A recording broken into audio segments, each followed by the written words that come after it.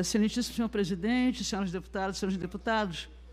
Presidente, apenas eu quero só explicar que foi dito aí que eu vou falar a favor, mas não é isso. Eu escrevi aí porque eu não posso ficar aqui na casa. Então, eu preciso falar e preciso me retirar. Quero só explicar que as minhas coisas são muito retas e muito transparentes. Eu vou falar e já vou me retirar, tá? Não tem condição de ficar aqui. O PCdoB é um partido de oposição, né? É de oposição. Eu estou deputada nessa casa desde 2011, mas como cidadã sempre afirmei na minha arte que ações afirmativas são necessárias, porque todas as pessoas precisam viver com dignidade.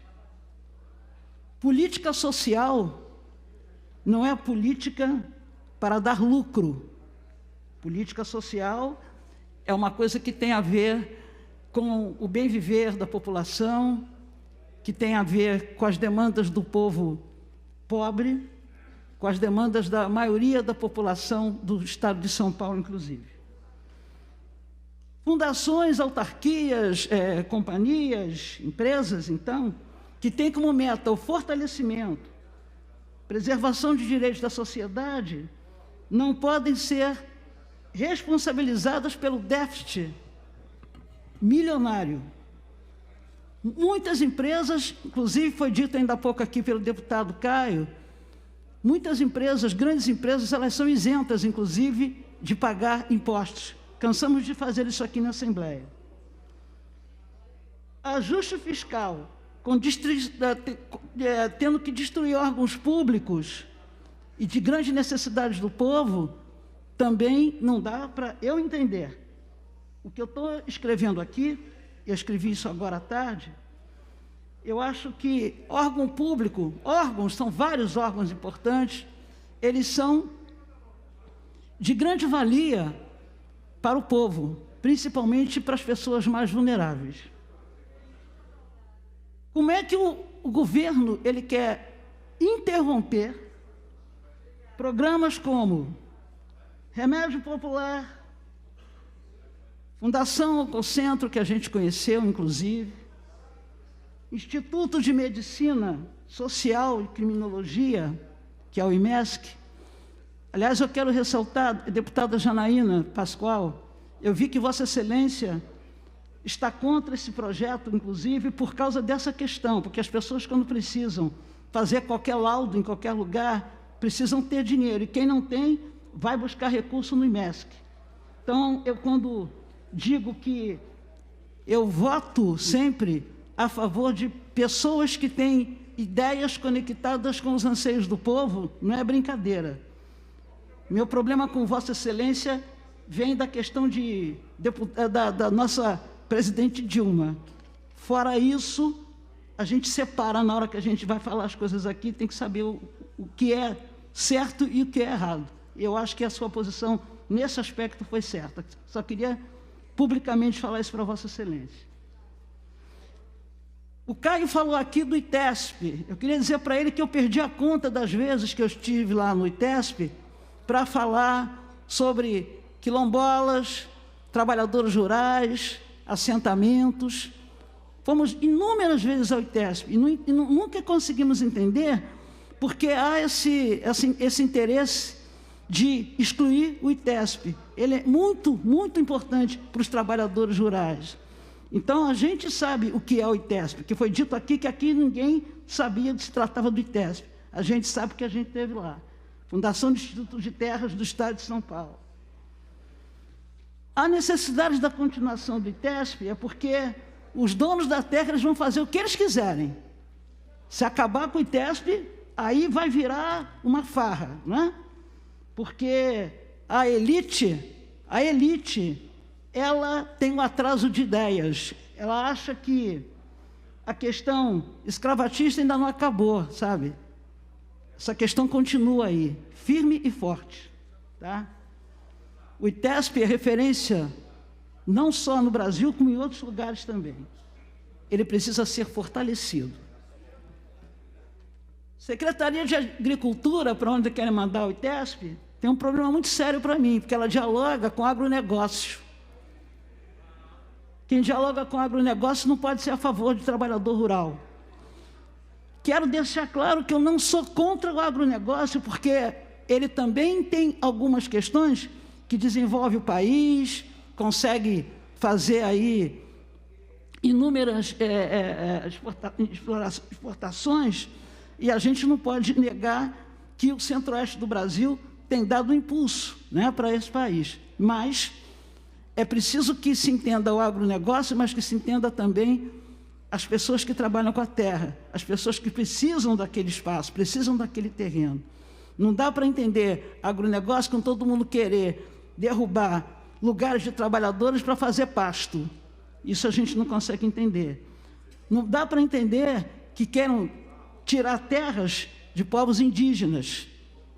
É inaceitável. Mas tudo isso está acontecendo no nosso país. Eu tenho muita dificuldade de saber como é que esse setor, que é o setor que estão querendo transferir aí do ITESP, vai dar continuidade para as outras coisas, entendeu? Vai dar continuidade a desenvolvimento de trabalhadores da terra. A gente não consegue entender como é que vai ser essa continuidade. Queria falar também sobre o CDHU, que eu fui falando por parte. Por que a gente sempre defendeu o CDHU? Simplesmente porque eu não tenho o menor constrangimento de dizer que fui moradora de BNH. A primeira condição que eu tive de dar uma casa para minha mãe foi através do BNH. E eu sei qual é a alegria que a gente sente quando consegue receber aquela chave do apartamento que vem sem piso, vem sem as coisas e tal, e a gente trabalha para poder construir.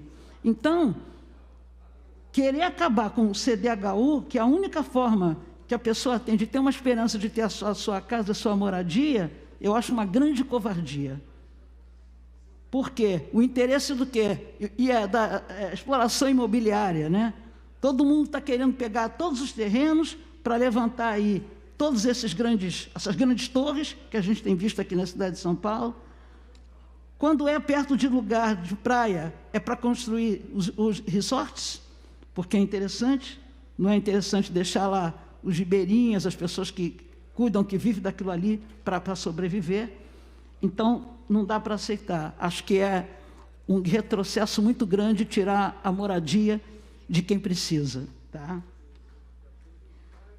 Tem um detalhe assim, super importante, que eu não sei se ele está aqui no plenário, o deputado Jorge do Carmo, eu ouvi ele falando outro dia, que eu fico às vezes assistindo.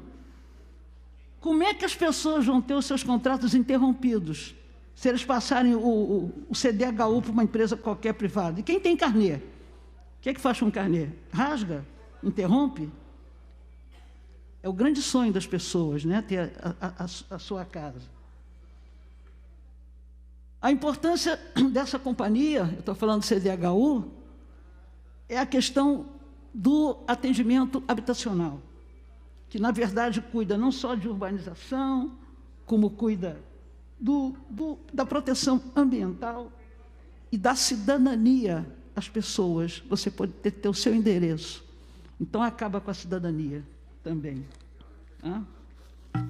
Instituto Florestal. O pessoal do Instituto Florestal nos procurou bem antes de acontecer tudo isso, né? Secretaria de Infraestrutura e Meio Ambiente. É um instituto que está, no meu entender, bastante avançado. É um instituto que, não sei porquê, também estão querendo, né, a sua extinção. Até porque ele é diferente da ação do governo, do governo federal. O governo federal, pelo contrário, ele está querendo acabar com o meio ambiente, acabar com tudo. A gente sabe disso. Não vou citar aqui o nome do ministro, porque eu não costumo citar nome de gente que eu não suporto, porque você está dando ibope para eles. Então, a gente não fala, todo mundo sabe quem é. A retirada de recursos das universidades. Outra coisa que nos incomoda muito, a gente que pertence à Comissão de Educação e Cultura, a gente sabe dessa luta que todos os professores, os cientistas, os psicólogos têm feito para que esses recursos não sejam retirados, até porque o superávit é para bolsas de estudo e também tem uma grande parte que é para as pesquisas. E nesse momento de pandemia, a gente sabe que é necessário a pesquisa, que é necessário a presença não só dos pesquisadores, como também de toda a gente que é ligada à ciência. Se nós temos um governo que hoje em dia chuta a ciência, a gente acha ao contrário, a gente acha que a ciência tem que cada vez mais ser fortalecida até diante da situação real que o país está passando. O remanejamento. Remanejamento é transferência, né? Transferência de recursos. Porque essa palavra vai ter o remanejamento, mas a transferência de recursos das universidades para o tesouro estadual. Eu pergunto, mas esse tesouro já recebeu tanta coisa, inclusive a própria Assembleia Legislativa, os deputados, fizeram a sua parte, para que tudo fosse para o tesouro, para poder socorrer a situação da pandemia.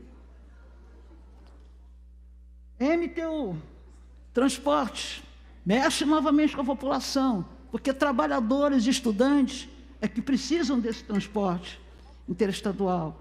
Então, por que acabar com a MTU? É outra covardia, outra rasteira que está sendo dada. Eu acredito que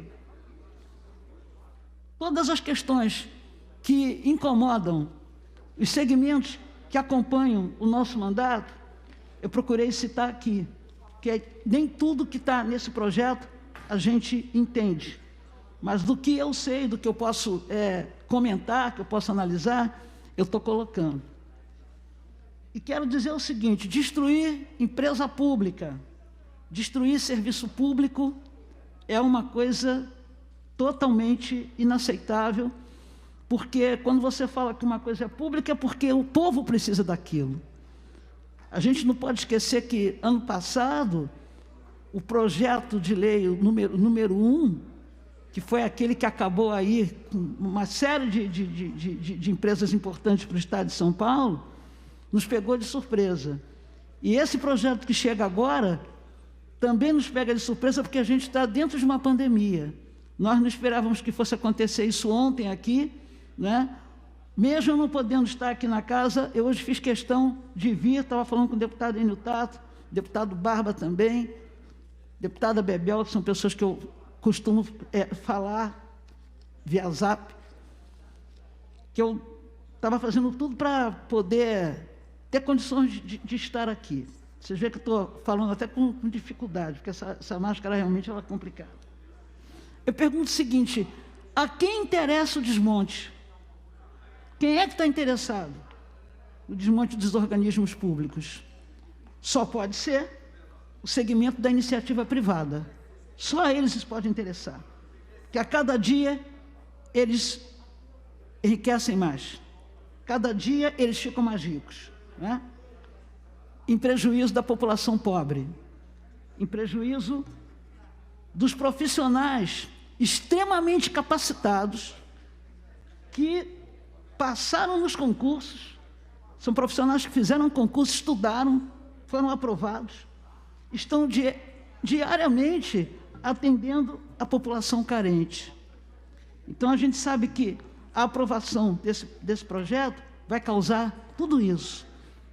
É importante que as pessoas tenham um pouco de sensibilidade, entendam que reforma administrativa pode ser interessante para o capital, mas não é interessante para o social, tá? Muitos estão preocupados com o capital.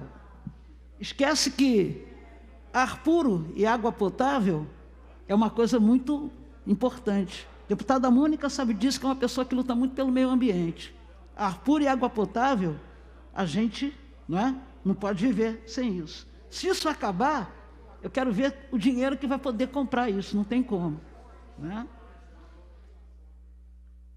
Vou terminar, senhor presidente, a minha fala usando, inclusive, uma coisa que eu ouvi uma vez do grupo Legião Urbana. Quando as estrelas começarem a cair, você diz para onde é que a gente vai fugir. Quando as estrelas começarem a cair, me diz para onde a gente vai fugir. Quero agradecer aos companheiros aí, companheiras, dizer para os senhores e para as senhoras que direita e esquerda, nesse caso, não está no jogo. O que está no jogo é a sobrevivência, sabe, das pessoas. A gente aqui tem um comportamento de respeitar, entender e aceitar boas ideias, mas ideias que tenham a ver com a sobrevivência da população de São Paulo, principalmente os servidores públicos, porque serviço público não quer dizer vagabundagem, muito pelo contrário, quem é servidor público é trabalhador e quem é servidor público tem que ser respeitado. Sei que existem outros interesses, essa casa aqui também é recheada de pessoas que são ligadas ao empresariado, são ligadas aí a outros caminhos, mas os nossos caminhos são caminhos populares, são caminhos de comunidades, são caminhos de favelas, são caminhos, sabe, de gente que suou muito para chegar onde eu cheguei. Muito obrigado, senhor presidente.